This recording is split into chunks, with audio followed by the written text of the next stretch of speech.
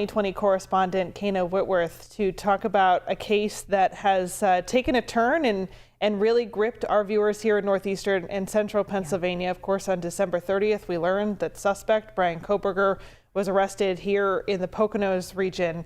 What can you tell us? What are we going to learn in tonight's episode about Kohberger's background, which is something that our viewers are really curious to learn about?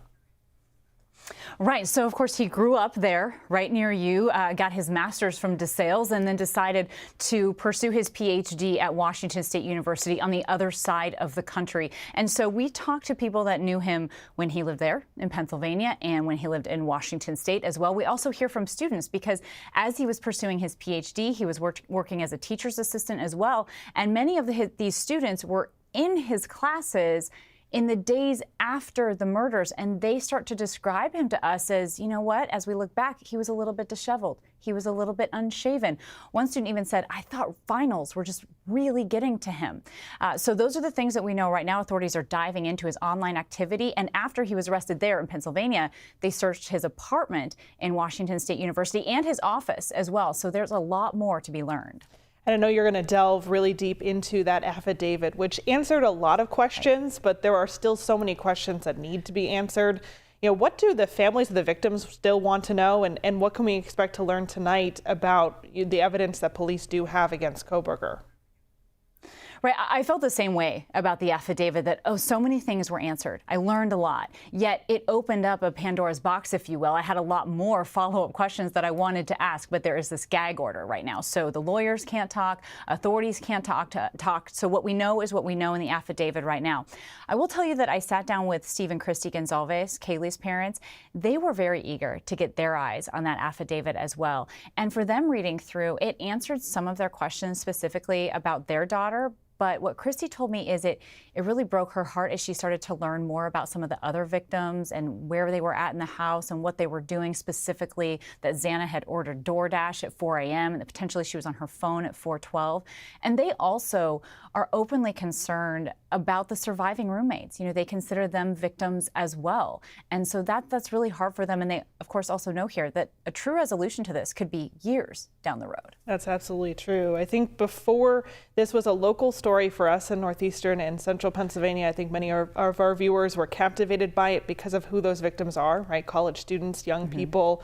And I think parents of children of all ages can really relate to what they're going through right now. What really stood out to you when they were telling you their story? You know, I talked to a lot of their friends, and I'm so grateful that they had the strength and the bravery to sit down and talk with me. And it was interesting because overwhelmingly, the friends of these victims wanted to do it so that the world could know how amazing they were. They all shared really personal stories. Some of them were funny. You know, we laughed they could giggle and they could reminisce. And then it was also really, really hard because they know that they're going to move forward. They're going to do things like graduate college and go on to their jobs. And they're going to be doing that without their best friends. And they feel that it's not unfair to them. They feel that it's unfair to the world that these four are no longer with us. Speculation has been a huge part of this story as we followed it, because there was so little information at first, and then the affidavit opens that Pandora's box, as you say, and now we know that the preliminary hearing won't happen at least until the end of June.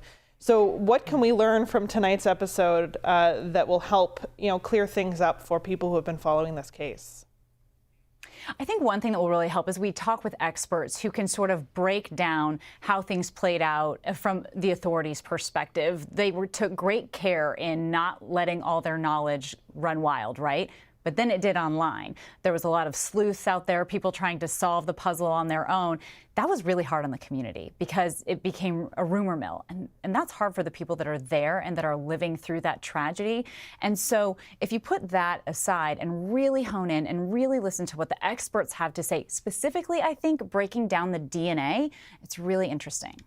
Kayna, thank you for delving into what we can expect to see tonight. That 2-hour special 2020 episode, Horror in Idaho, airs at 9 o'clock right here on WNEP. Kayna, thanks for being with us. Of course.